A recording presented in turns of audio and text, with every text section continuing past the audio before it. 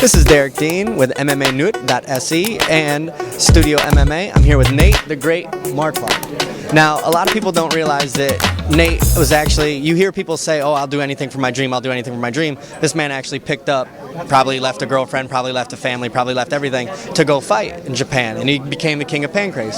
Youngest. Yeah, youngest at that time. I don't know if it's still young. Yeah. At the time, he was achieving more when you were trying to kill people in Halo 2. He was fighting.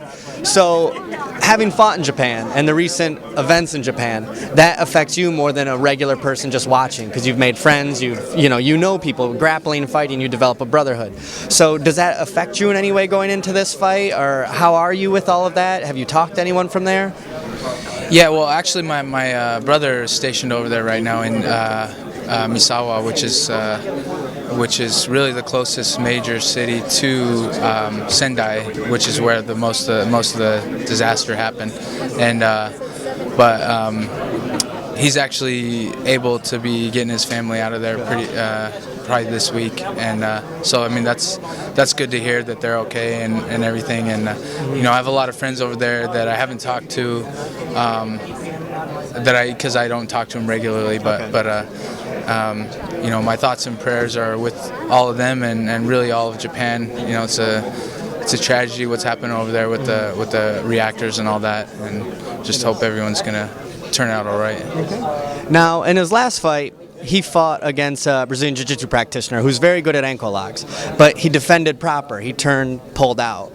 People who don't grapple a lot would think that you're automatically stuck and that man's going to hold on to it for dear life. But if you turn and act like a running sprint step, you're out.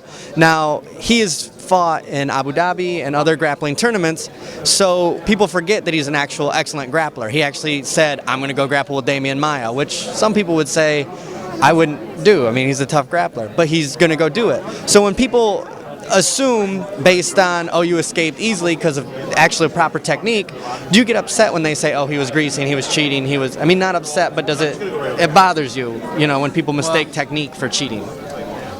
Yeah, I mean, the fact that the commission checked my legs and everything after the fight, and they said you're dry, there's nothing on your legs, that really vindicated me, or freed me from any kind of critics, reasonable critics. But there's always the people out there that, for whatever reason, they were rooting for Huzumar or whatever it is, and they want to say stuff, but I'm not really worried about that. I know what happened. I know I did the escape correctly, obviously. Yeah, so, yeah. Now, in his last fights, he's been fighting jiu-jitsu fighters. So now he's fighting a wrestler. Not only a wrestler, someone who just presses and presses and presses, and that gets annoying.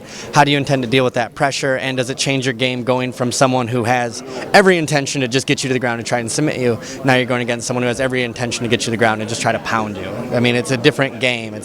How do you adjust it? It's definitely a different game, but at the same time, actually, I would consider Miller, even though he has a wrestling background, he's also a black belt in jiu-jitsu, and he attacks a lot of submissions.